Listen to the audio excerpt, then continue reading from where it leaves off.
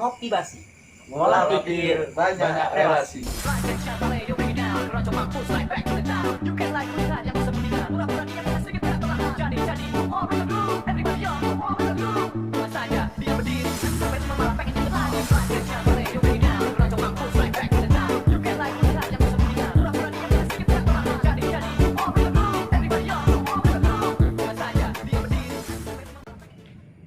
Assalamualaikum warahmatullahi wabarakatuh. Kembali bersama saya dan teman-teman saya tiga serangkai dalam acara Ngopi Basi. Ngolah pikir, banyak relasi. Nah, kita ini kedatangan tamu saya khususnya dari Bang Rio sama Bang Nurmai. Apa kabar Bang Rio? Alhamdulillah sehat. Bagaimana kabar Bang Nurmai? Alhamdulillah sehat. Dari Prodi Manajemen Dakwah ya Bang ya. Untuk Bang Rio sendiri kesehariannya apa Bang Rio? Kalau saya sebagai mahasantri keseharian saya karena kuliah itu ngambil ekstensi Jumat Sabtu. Kalau kami mahasantri itu ada namanya kuliah pondok dari hari Senin sampai hari Kamis. Itu kesehariannya ya belajar pondok, ibarat tuh mata kuliahnya ya kayak fikih dan identik dengan pondok lah. Dan habis maghrib biasanya itu kami ada ngaji, habis subuh ngaji ya setiap harinya ya kayak gitulah. Berarti Bang Rio ini mahasantri ya? Mahasantri, Nah, ya. asal dari Bang Rio ini asalnya dari mana? Kalau asal saya dari Kabupaten Ogan Ilir, Kota Palembang, Sumatera Selatan. Kalau untuk Bang Nurmai sendiri? Saya asal Kecamatan Sukakarya, Kabupaten Musarawas. Kalau keseharian saya sama Bang Riu. Kalau Senin sampai Kamis itu kerja. Entah itu kerja apa ya, bahasa nyadap karet atau kalau ada borongan nguli ya gas nguli. Tapi kuliahnya cuma sama satu kelas. Nah, perlu kita tahu juga Bang Rio ini sebagai ketua Hima MD dan Bang Nurmai ini sebagai ketua kelas di semester 4 ya Bang ya. Nah, menurut pendapat dari abang-abang sekalian, gimana sih tentang, kan ini prodi kita kan manajemen dakwah. Nah, banyak orang yang beranggapan masyarakat awam itu bahwasanya kalau manajemen dakwah itu identik dengan dakwah, ceramah dan kajian-kajian lainnya. Nah, pendapat dari Bang Rio sendiri gimana Bang Rio? Ya menurut saya prodi manajemen dakwah tidak terpaku dengan ceramah-ceramah kan. Setiap orang itu memiliki keahlian masing-masing lah ibarat kan. Tidak semua orang ya bisa berbicara dan bisa didengar oleh orang banyak.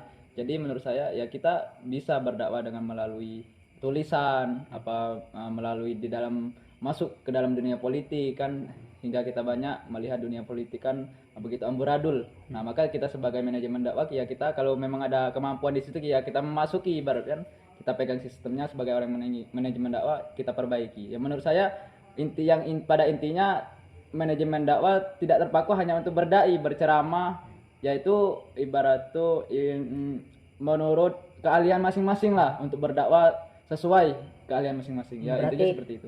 Tidak terpaku di masjid jadi ustadz ceramah, jadi Ya, tidak terpaku jadi itu. terpaku Seperti halnya seperti pemain bola itu Mohamed Salah kan, Mohamed Salah pemain di Liverpool kan, beliau juga kan beragama Islam. Nah, cara berdakwah beliau tuh ketika sebelum melakukan pertandingan pastilah dia berdoa kan, sehabis mencetak gol biasanya dia sujud. Nah, itu menandakan bahwasanya dia masih memuliakan Allah kan. Nah, itu juga di dalam masyarakat Inggris juga banyak, hampir 3.000 kalau nggak salah 3.000, kalau nggak 30.000 itu banyak pengikut fans Liverpool itu masuk Islam gara-gara itu Mohamed Salah itu membuat seperti itulah. Itu juga dinamakan berdakwah juga Bang ya. Ya benar. Untuk pendapat Bang Nurmai. Benar yang disampaikan Bang Rio tadi, jangan mentah-mentah kami manajemen dakwah jangan langsung ini calon kiai, calon ustazah nih. Enggak. Belum tentu Bang ya. Dakwah kan enggak selalu ceramah, dakwah juga enggak selalu pidato.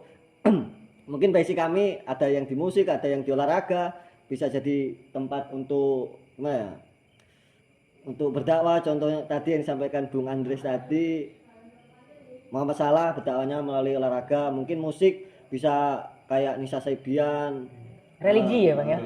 pakai lagu-lagu Ramai gitu. Rama. Iya, Ramai-Ramai religi juga.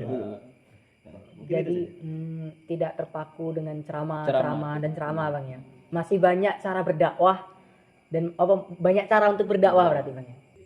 Nah, mungkin untuk pendapat. Pertanyaan kedua ini kan kita dari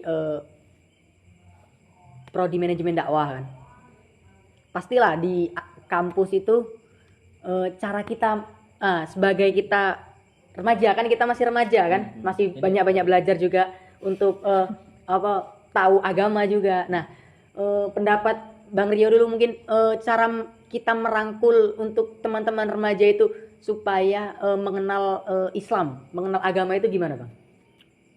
Ya menurut saya nih Bang ya, karena belum banyak juga memiliki ibarat pengetahuan tentang agama. Jadi ya menurut saya kalau kita ingin mengajak kawan-kawan untuk dekat dengan agama, ya terutama kita memperbaiki diri sendiri dulu.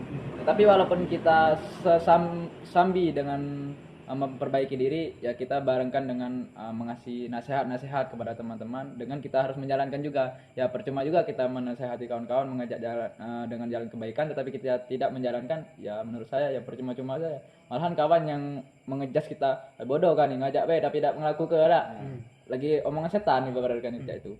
Nah, ya menurut saya ya kita sembari mengajak, menasehati, ya kita juga memperbaiki. Ya intinya seperti itulah, Bang. Untuk pendapatnya Bang Nurmai? Untuk pendapat saya mungkin nggak jauh beda dari Bang Rio.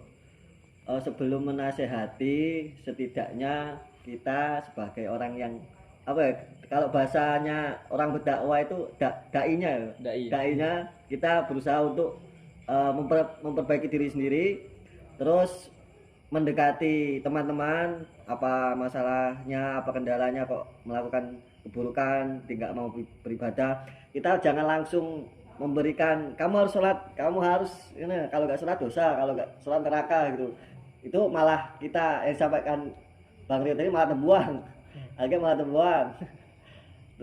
Kalau bisa pelan-pelan dekati dulu, kenali dulu teman-temannya, sehingga ikatan emosional dapat. Jadi kita nyampaikan nasihat-nasihat tentang dakwah bisa diterima, bisa dimengerti. Dan kalau kita nyampe ke dakwah, kita jangan diam, kita juga harus nyontohkan lah. Ayo sholat, hal yang baik. Ayo sholat, kita juga duluan, ayo sholat. Oke, walaupun dia pertama mungkin kita sudah sholat, tapi dia belum, karena dia melihat kita, bisa jadi daya itu ada, temen aku sholat, ikutan. Mungkin itu saja. Ini pertanyaan yang unik sih. Asik nggak sih masuk ke manajemen dakwah Bang? Wah, keren. Dari Bang Nurmai. Keren. Nah, asiknya itu gimana Bang? Untuk saya ya, tantangan masuk manajemen dakwah, tantangannya itu manajemen dakwah itu nggak dituntut cuma bisa satu bidang, tapi segalanya harus bisa. Berarti multi ya? Dari agama harus iya, sosialisasi juga iya, ilmu juga harus penting. Percuma juga kalau manajemen dakwah terus kurang sosialisasinya, kurang ke masyarakat juga nggak guna. Bukan nggak guna ya Pak, tapi nggak lancar lah ke masyarakat. Tapi kalau lancar ke masyarakatan, lancar berdakwah, tapi ilmunya kurang juga, ya nggak dipercaya orang gitu. Jadi harus multi talenta kalau menurut saya. Kalau menurut Bang Rio?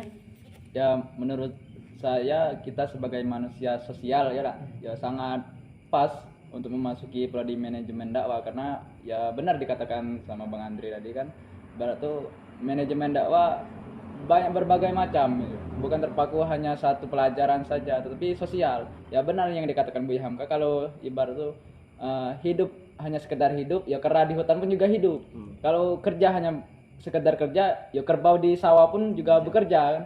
Jadi intinya kalau kita di dalam manajemen dakwah itu diajarkan yang namanya sosial. Kita diajarkan bersosial di masyarakat gimana kan, yang sehingga kita menempatkan diri di mana kita bertempat, ya disitulah langit kita junjung yang diajarkan di dalam manajemen dakwah. Walaupun saya di semester 1 itu agak nggak masuk akal, maksudnya tidak terarah dengan manajemen dakwah dengan diri itu kan, tidak pas ya Pak ya, tidak pas, beda.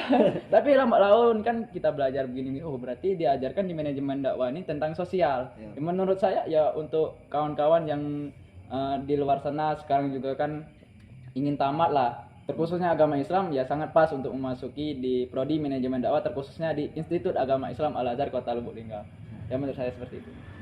Jadi untuk tambahan lagi, gimana sih cara kita sebagai remaja, nah ini selalu mendekatkan diri kepada keagamaan. Itu Apakah kita harus selalu senantiasa berdoa, selalu ke masjid? Nah, cara kita mengajak juga itu gimana? Ya. Nah, yang pertama kalau ini bukan karena saya paham ya, tapi pengalaman. Jadi untuk kita bagaimana cara melatih diri agar dekat dengan agama, mungkin untuk personal mendekatkan, aku harus sholat, aku harus ngaji, aku harus sedekah, mungkin bisa, tapi agak sedikit berat kan kalau kita personal Iya. kan. Masih ada kadang kita lurus, kadang kita menceng, namanya juga iman seseorang jadi naik turun. Tapi ada satu juga cara yang ampuh menurut saya, yaitu pergaulan. Kalau kita pergaulannya sama yang alim, secara nggak langsung kita juga akan ngikut ngalim. Kalau kita pergaulannya sama yang mungkin agak melenceng lah, agak yang sesat-sesat, nanti kita juga Akan ikut. akan ikut sesat. Soalnya kebaikan itu menarik keburukan, menghilangkan keburukan itu susah. Tapi kalau keburukan ngajak rusak kebaikan itu mudah. Itu jadi tantangan. Jadi cara yang kedua, kalau menurut saya pergaulan kita dijaga, bisa mungkin kita kumpul ke Majelisan itu. minimal punya temen yang Alim. alim, minimal satu lah, satu, jangan cuma Pasti kita akan terbawa alim juga ya, Pak. satu aja, gak usah banyak-banyak. Kalau banyak ya alhamdulillah. Ibarat peribahasa itu, kalau kita kumpul sama penjual parfum kita akan ikut Wangi. tapi kalau kita berkumpul dengan pandai besi kita akan ketularan bau gitu. Mungkin teman-teman ngerasa mau punya niatan untuk memperbaiki diri, bikin bisa ngaji, bikin bisa tahu agama, apa yang baik yang buruk. Mungkin teman-teman, aku sendiri ya, saya sendiri kalau disuruh ngaji itu udah males banget. Kalau ngaji ke pondok sama nggak? sama lah. Iya kan, males. Mungkin cara menyiasati agar kita orang-orang yang mungkin remaja tapi gengsi untuk ngaji, walaupun sebenarnya menuntut ilmu tuh nggak harus apa ya, nggak, jangan malu kan menuntut ilmu, tapi mungkin ada lah. Tidak ada batasan usia ya, Pak. Ya tidak ada batasan usia, tapi kalau misal kita ada niatan memperbaiki diri, terus pengen bisa ngaji, pengen bisa sholawatan, pengen bisa Istiqomah. sosial kemasyarakatan, mungkin salah satu caranya itu tadi organisasi. Jadi saya bilang di awal tadi, organisasi itu, orang yang masuk organisasi itu bukan orang pinter semua, tapi orang yang mau jadi orang pinter. Bukan tiba-tiba masuk organisasi langsung orang itu memang bakatnya jadi orang pinter, enggak. Mungkin orang itu dari bawah berproses itu lagi. Mungkin kata Bang Rio, dia nggak bisa public speaking, lama-lama bisa public speaking, ya gitu. Jadi untuk teman-teman yang mungkin ada niatan memperbaiki diri, terus bisa ngaji, bisa sosial, belajar adab, mungkin gabung organisasi bisa jadi alternatif lah. Banyak manfaat juga. Banyak manfaat. Ya banyak pembelajaran di dalam organisasi ya. Menurut saya luas wadah, ibarat itu dalamnya tempat kita mencari ilmu di dalam organisasi, ya baik di PMII, di IPNU dan organisasi yang lainnya. Ya menurut saya ya luas lah mencari ilmu. Kita mau belajar ibarat tuh untuk menulis, ada public speaking, ya kita diberi wadah lah, diberi wadah kan untuk belajar yang mana yang memang berpotensi untuk yang kita mau pelajarin, menurut saya begitu. Mungkin itu saja obrolan kita malam hari ini. Nanti kita lanjut lagi. Apakah ada part 2 atau kalau kita ketemu lagi nanti mungkin kita akan berbincang-bincang lagi. Pesan-pesan dulu dari Bang Rio dulu. Ya, pesan saya untuk kawan-kawan semuanya cuma sedikit, lebih baik terasingkan daripada terdiam terhadap suatu kemunafikan dan kezaliman. Mungkin itu saja pesan saya sedikit, tapi perlu kawan-kawan terapkan. Oke, dari Bang Nur nih, apa nih pesan-pesannya? Untuk pesan-pesan saya, untuk teman-teman semua, jadilah diri sendiri, nggak usah minder, nggak usah gengsi, lakukan apa yang sampai senangi, selagi apa yang sampai lakukan itu baik, lakukan terus, gas.